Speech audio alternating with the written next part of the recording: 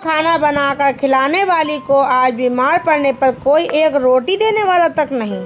भाभी, यह तो आपका रोज का है। साल में एक बार आने का मौका मिलता है तो यहाँ आकर आपके नखरे उठाओ।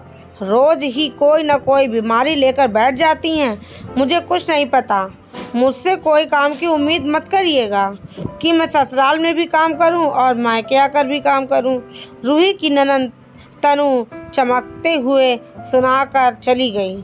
रूही तो सुनकर रह गई कि कोई इतना स्वार्थी कैसे हो सकता है कि मेरे पैर में प्लास्टर चढ़ा है और सबको अपने अपने कामों की पड़ी है। आज सुबह ही आंगन की सफाई करते समय वह फिसल गई थी। हड्डी में माइनर सा बाल आ गया था।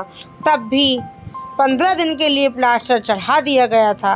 तब तक सासू माँ लीलावती जी सर पर हाथ मारती हुई आ गई। हाय रे मेरी फूटी किस्मत, सोचा था कि बहू आ जाएगी तो सुकून से 2 घड़ी बैठकर आराम करूंगी, बेटियां आएंगी तो उनसे बातें करूंगी।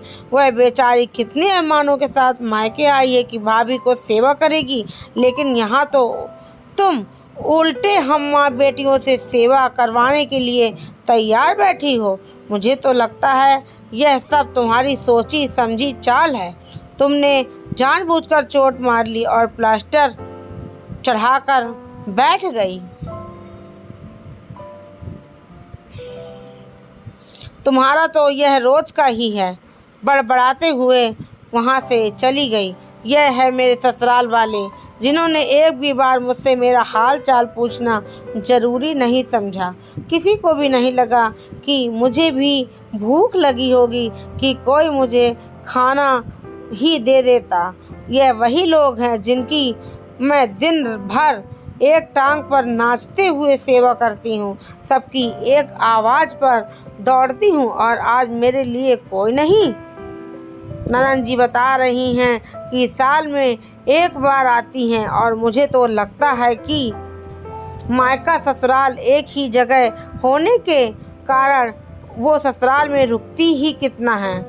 हर तीज त्योहार, घर में किसी का बर्थडे हो या एनिवर्सरी हो, वह बिना बुलाए ही हाजिर रहती हैं, और यहाँ तक कि वह अपनी एनिवर्सरी और अपने दोनों बच्चों का बर्थडे भी यहाँ आकर ही मनाती हैं। मेरे एनिवर्सरी और बच्चों के बर्थडे पर खाली हाथ चली आती हैं, क्योंकि सासू माँ का कहना है कि बेटियों से लिया नहीं जाता, सिर्फ दिया ही जाता है। वापसी में पूरे परिवार का खाना पैक करवा कर ले जाती हैं और गिफ्ट भी ले जाती हैं, लेकिन फिर भी शिकायतों का फुल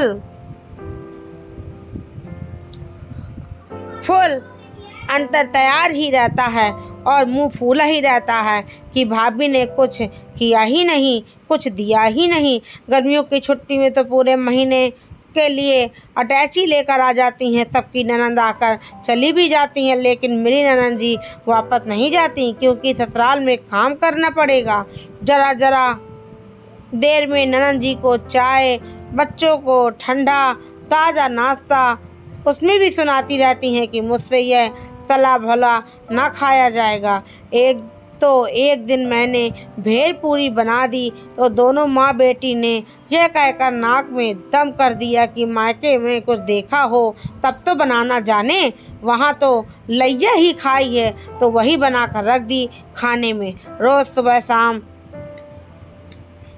वैरायटी चाहिए रहती। अगर सुबह कुछ बच जाए तो मेरे हिस्से में, और सबके लिए ताज़ा ताज़ा। सुबह से रात हो जाती लेकिन दम मारने तक की फुर्सत नहीं मिलती। लेकिन आज जब मुझे सहारे की ज़रूरत है तो सबने मुंह मोड़ लिया, ऐसे जता दिया कि सब कुछ मैंने जानबूझकर किया है। सबकी फरमाइशों पर दौड़ दौड़ कर खिलाने वाली आज खुद भूखी बैठी है, उसे कोई पूछने वाला तक नहीं, बल्कि सुनाकर चलते बने। मुझे भूख लग रही है, सब सोचते हुए रूही की आंखें छलछला आई और घिसटते हुए किचन तक जाने की कोशिश करने लगी, क्योंकि उसे दर्द की दवाई खानी थी। तभी उसके पति देव अमन भी घर में घुसे और उसे इस तरह घिसटते हुए देखकर आगे बढ़कर उसे सहारा देकर बिठाया और चिल्लाने लगे, क्या घर में कोई नहीं है जो तुम इस हालत में भी किचन में जाने की कोशिश कर रही हो? माँ हैं, तनु हैं, उसकी बड़ी बड़ी बेटियां हैं उनसे कहकर करवा लेती। आपकी माँ और बहन ने मुझे 4 बातें ही सुनाई हैं और किसी ने मेरा हाल चाल पूछना तक ज़रूरी नहीं समझा। सबको खाना खिलाकर खाने वाली को आज ज़रूरत पड़ने पर कोई खाना देने वाला तक नहीं। कहते हुए रूही रोने लग गई। तो ठीक है, मैं कल ही तुम्हें तुम्हारे मायके छोड़ आता हूँ और अब से तुम किसी की सेवा नहीं करोगी। जो लोग ससुराल छोड़कर मायके में बैठे हैं वो लोग भी सुन लें। ज़रूरत पड़ने पर मेरे काम नहीं आए तो मैं उनकी भी आवभगत नहीं कर सकता। माँ, आप भी सुन लीजिए, मैंने रूही के मायके फ़ोन कर दिया है। कल मैं उसे वहाँ छोड़ आऊँगा। आप सब लोग अपना अपना इंतज़ाम कर लीजिए। लोग इंसानियत के नाते बाहर वाले को खाने के लिए पूछ ही लेते हैं। आप घर की बहू को खाना भी नहीं दे सकती।